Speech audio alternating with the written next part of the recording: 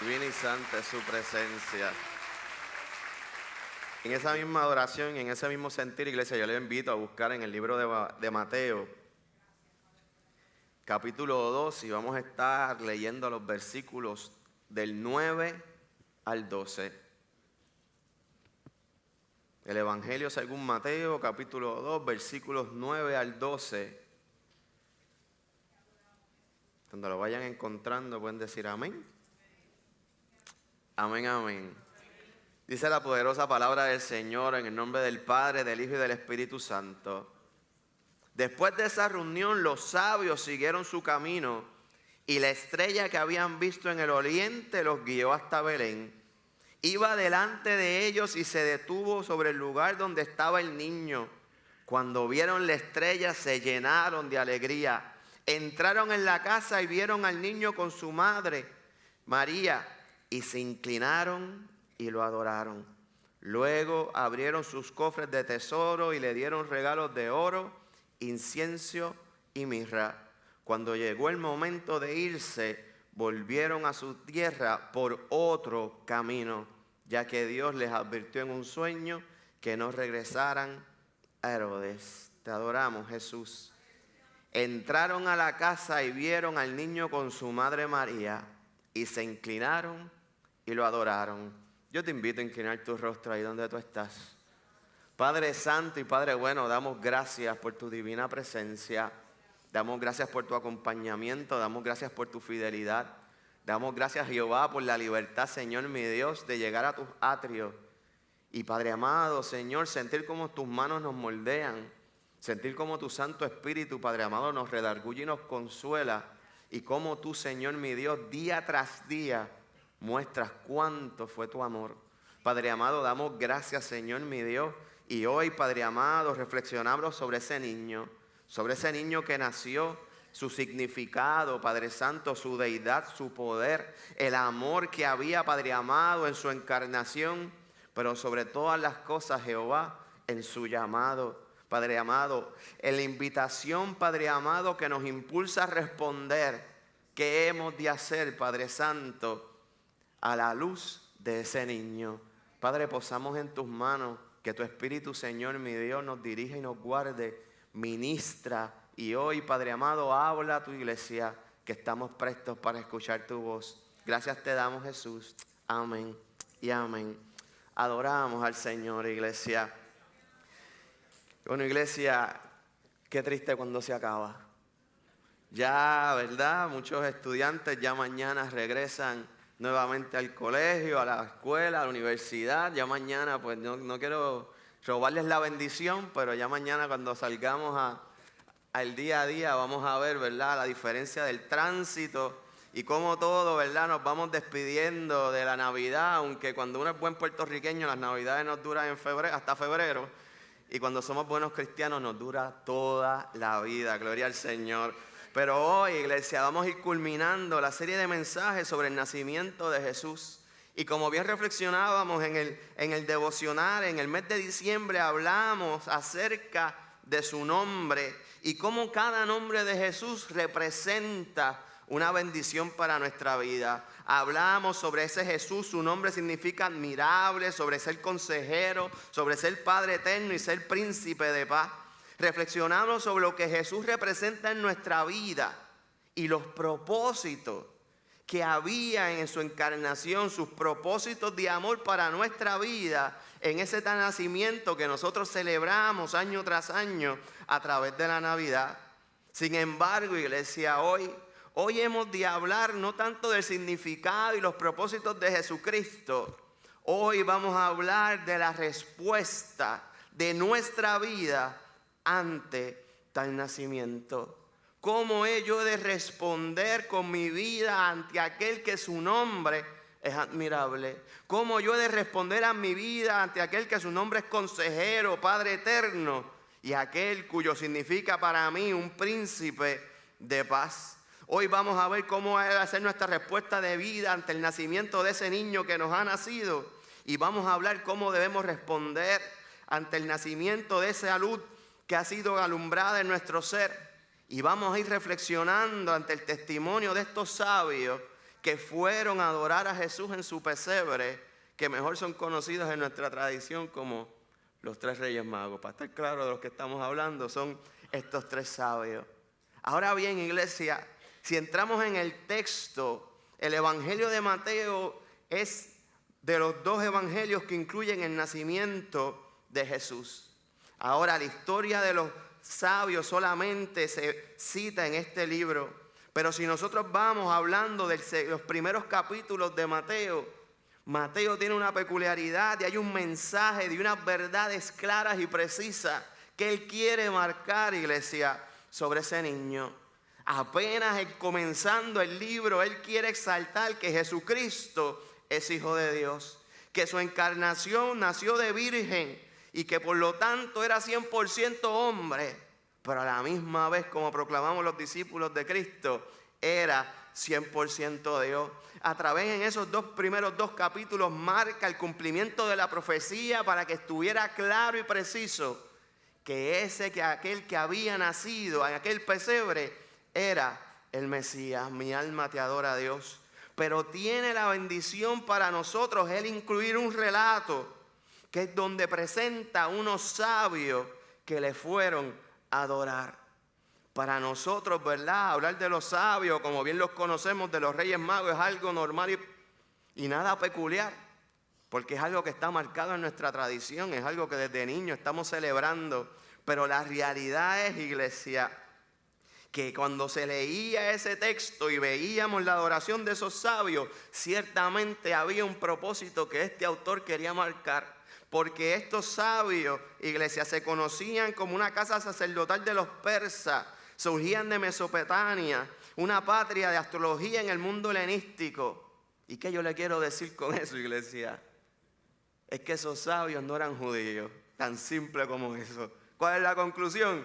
Es que esos sabios no eran judíos, esos sabios provenían de un mundo gentil. Y es bien peculiar, iglesia, cuando estudiamos el libro de Mateo, vemos un hombre que es judío cristiano, que sus raíces del judaísmo están bien marcadas, pero en su escrito quiere marcar que ese niño no solamente vino para los judíos, que aquella historia que él estaba relatando, iglesia, era el Salvador del mundo. Y por eso, iglesia, para nosotros la historia de los sabios es importante. Para nosotros su testimonio, su travesía, su respuesta ante ese niño es importante, iglesia, porque en esos sabios estamos tú y yo representados. Te adoramos, Jesús. Aquellos que un día éramos marginados, aquellos que decíamos que no eran incluidos, el autor tiene la importancia y la distinción de escribir una historia para poder exaltar que el cumplimiento de la promesa de Jesucristo le aseguró la salvación no solamente a los judíos, sino también a los gentiles, al mundo completo. Que las intenciones del corazón de Dios era hacer un pacto pleno que nos cubriera a ti y a mí, iglesia. Por eso, iglesia, la historia de los sabios es importante. Por eso la tradición de los reyes marca nuestra historia, porque es una historia que nos permite vernos en ella, que nos permite reflexionar en ella y reflejarnos en ella.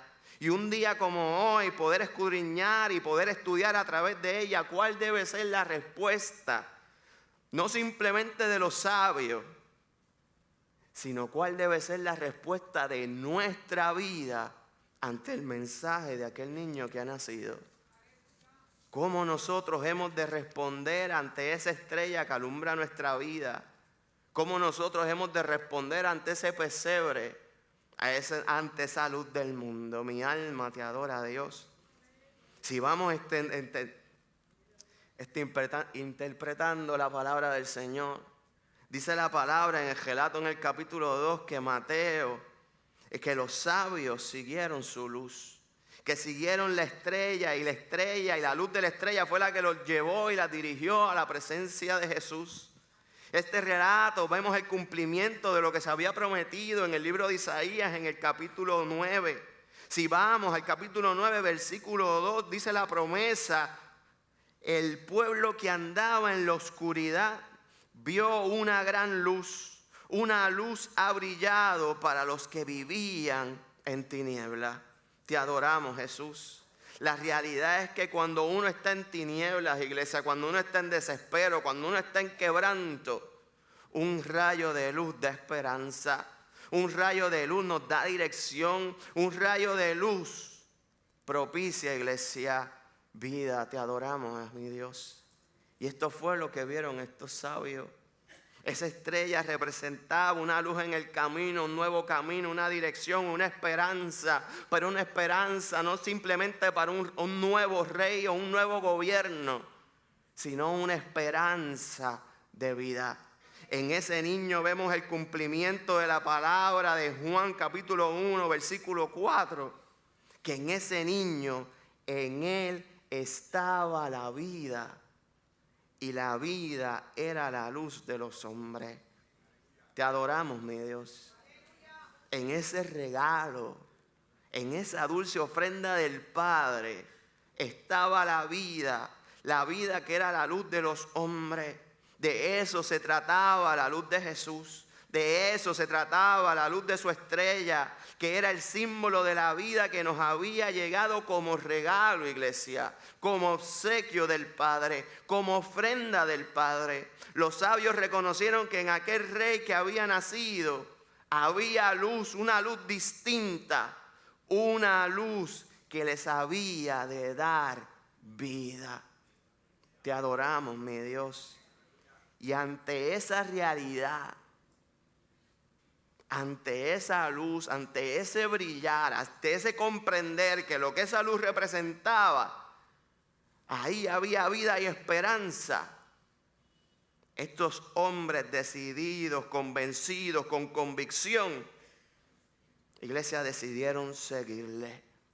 Dice el escrito que le siguieron esa luz, y cuando se toparon con el niño que esa estrella alumbraba, dice la palabra que sintieron alegría, que sintieron gozo, que sintieron regocijo. Como dice bien el versículo 3 del capítulo 9 de Isaías, cuando expresa: Señor, has traído una gran alegría, muy grande es el gozo. Todos se alegran delante de ti como en tiempo de cosecha, como se alegran los que se reparten grandes riquezas.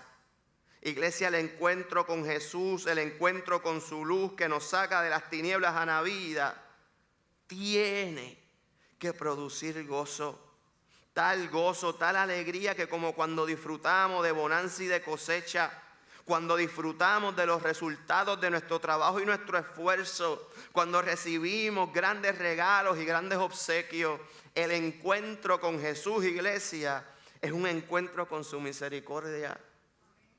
Es un encuentro con la bendición del Padre. Es un encuentro con la máxima expresión de amor sobre la faz de la tierra. Eso representa ese niño. Eso representa esa luz. Y esa luz, iglesia, tiene que producir alegría y gozo. Esa luz tiene que regocijarnos. Decía el salmista: el gozo de la salvación.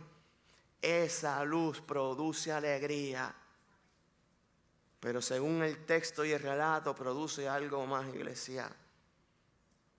Esa alegría se convierte en adoración cuando nosotros comprendemos en pleno lo que significa ese niño en nuestra vida.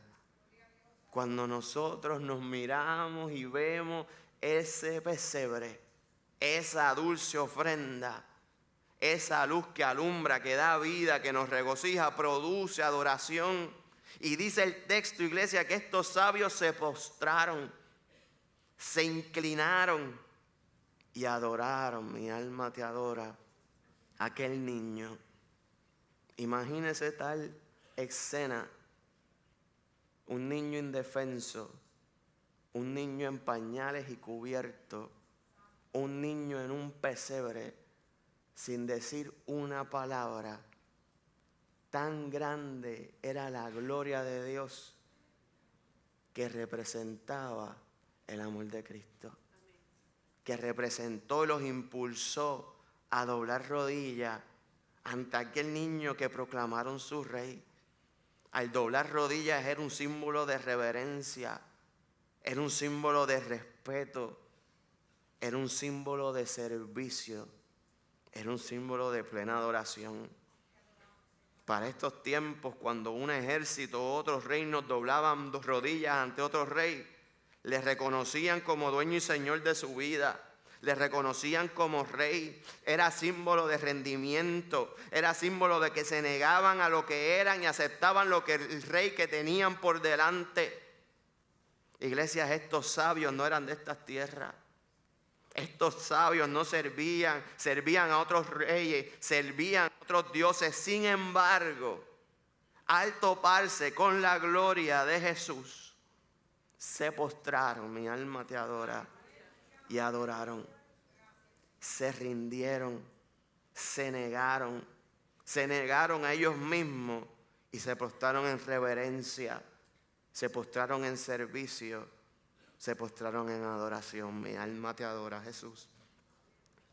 Dice la palabra en Mateo 16, versículo 24, que Jesús dijo a sus discípulos: si alguno quiere venir en pos de mí, niéguese a sí mismo, tome su cruz y sígame.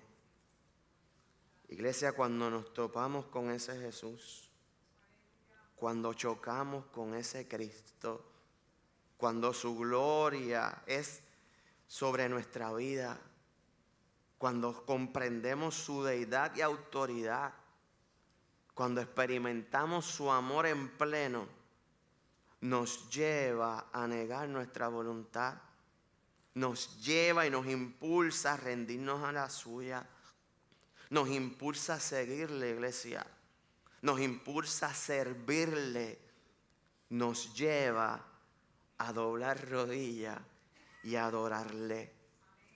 No simplemente, iglesia, con nuestras palabras, sino con nuestras vidas. Te adoramos, Jesús. Relata la palabra que la adoración, que el rendimiento llevó a estos hombres a dar ofrenda. Y dieron oro, y dieron mirra, y dieron incienso.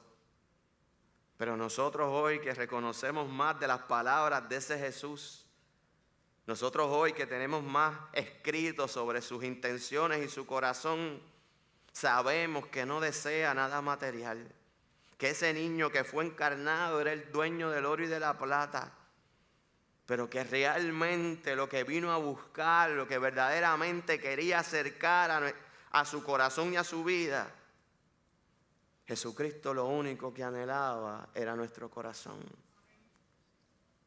La única ofrenda que Jesucristo estaba buscando era la de nuestro interior.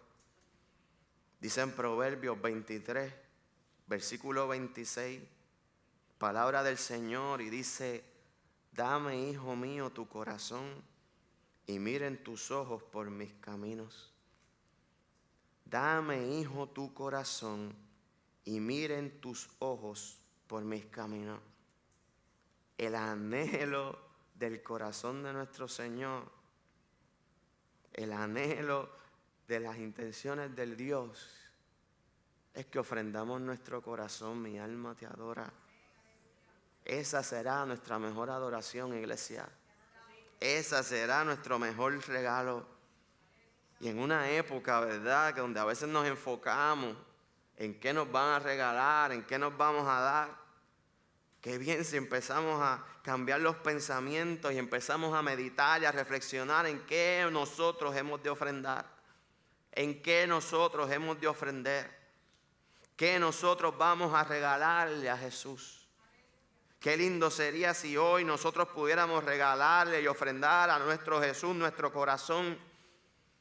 Qué lindo es que nosotros pudiéramos decir: Señor, toma mi corazón y yo de permanecer en sus caminos. Te adoramos, mi Dios, como dice el proverbio: mira tus ojos por mis caminos. Te adoramos, Jesús. Y eso es un punto de permanecer en sus caminos. Es uno particular que se puede entrelazar bien fácil con la historia de los sabios. Dice el relato de los sabios que al encontrarse con Jesús, les reconocieron como rey, les reconocieron como Dios, se postraron, se entregaron y le adoraron. Y en esa adoración dieron ofrenda. Pero cuando llegó el momento de partir, cuando llegó el momento de caminar por sí solos, dice la palabra, que fueron por otros caminos. Te adoramos, Jesús. Y eso, iglesia, es un punto importante. Cuando vayamos a reflexionar, mi alma te adora, en cómo hemos de responder ante aquel niño que ha nacido. Porque la realidad es que cuando nos encontramos con Jesús, iglesia, cuando le reconocemos como nuestro Dios, cuando le adoramos, cuando ofrendamos nuestro corazón, iglesia, nuestros caminos no pueden ser los mismos. El encuentro con ese niño, el encuentro con ese Jesucristo, tiene que cambiar nuestra manera de andar. Tiene que cambiar nuestra senda. Por eso en Proverbios capítulo 3 enseña: reconócelo en todos tus caminos y Él enderezará tus veredas. Te adoramos, Jesús. Cuando le reconocemos como Rey, cuando le reconocemos como ese Dios de amor y le damos nuestra adoración y le damos nuestra ofrenda y nos entregamos en sus manos y nos rendimos delante de Él, Él ha de moldear nuestras vidas. Él ha de transformar nuestras vidas. Pero ha de cambiar nuestras veredas. Ha de cambiar y elevar nuestros caminos. Ha de redirigir nuestras sendas. Esa es la vida de estos sabios. Ese es el testimonio de esa experiencia, iglesia. Y por todo eso, iglesia, el mensaje del niño nos impulsa a reflexionar sobre ciertas preguntas. Ya hoy, que como época vamos culminando y celebrando la Navidad, pero reconociendo que la Navidad para nosotros es todos los días con Jesucristo. Mañana, cuando nos salga el sol, ¿cómo vamos de responder? ¿Cómo vamos a responder ante ese niño, ante ese Cristo que nos topamos con Él día tras día? ¿Cómo hemos de responder ante esa luz? Esa luz que nos ha sacado de tinieblas, esa luz admirable que nos ha dado vida. Esa vida que nos ha dado alegría y gozo en nuestro ser, iglesia. La pregunta que tenemos que hoy contestar es cómo hoy hemos de adorarle. Y si llevamos a adorarle como esos sabios, si hemos de ofrendar, si hemos de ofrendar nuestro corazón, si ante ese niño, ante esa cruz del Calvario nos vamos a rendir, iglesia. Si vamos a morir a nuestra voluntad y permitir que Él redirija nuestros caminos. Si vamos a permitir que Él enderece nuestra senda. Porque, iglesia, ese es el anhelo de nuestro Señor Jesús. Esa es la majestad de su nombre, iglesia, del nombre de aquel que nos ha nacido. Que permitamos que Él nazca en nuestra vida. Te adoramos, Jesús. Que permitamos que Él vive y reine en nuestro ser. Que Él vive y reine en nuestros corazones. No un día, no una época, no un día de semana, sino todos los días de nuestra vida. Que vivamos para ofrendar. No oro, no incienso, no mirra. Que vivamos para ofrendar nuestra vida, nuestro corazón, para vivir una vida, iglesia, en servidumbre y en adoración. Que le sirvamos, iglesia, que le sigamos, que hagamos nuestros caminos en pos de su senda. Te adoramos, Jesús. Te adoramos, mi Dios. Te alabamos y te bendecimos. Y esa es la invitación de Jesucristo. Esa es la invitación y el propósito de su ser. A través de nuestra vida nosotros proclamamos y hablamos y estudiamos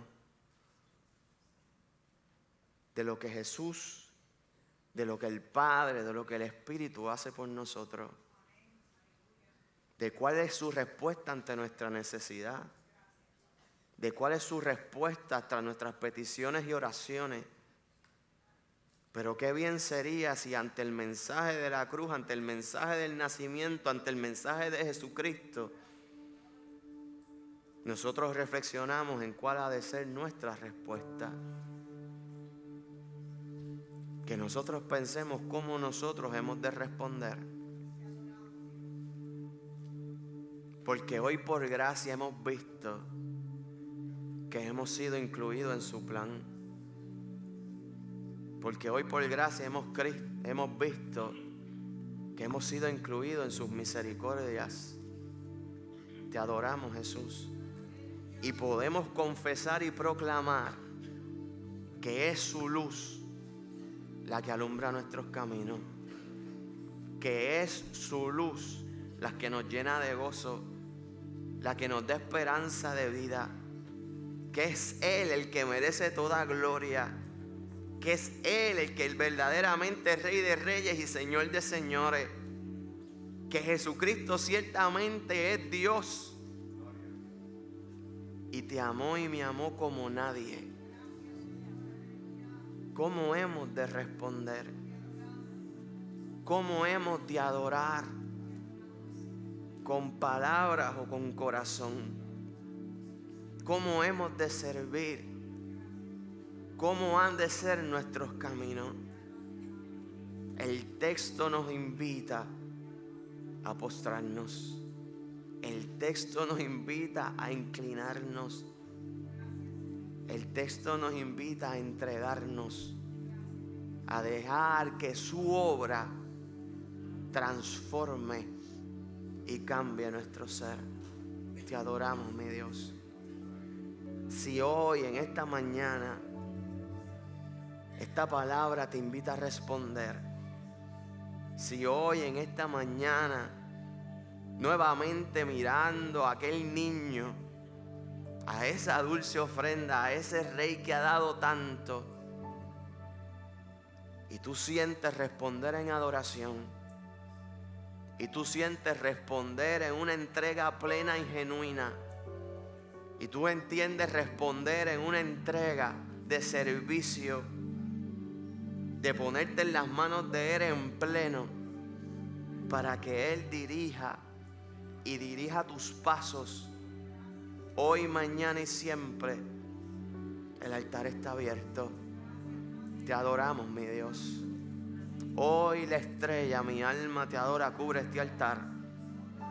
Hoy la luz del Señor cubre este altar. Porque ese Jesucristo de la gloria está aquí presente. Y está tan presto y dispuesto a recibir y a enderezar tu senda, como lo hizo con estos sabios. Te adoramos, mi Dios. El cuerpo de anciano está dispuesto a orar. Y si mientras entonamos esta alabanza, te adoramos, Jesús, tú sientes venir a los pies de Cristo, y tú sientes rendirte a los pies de Cristo, bien puedes hacerlo. Te adoramos, Jesús. Te amo, Jesús. Santo.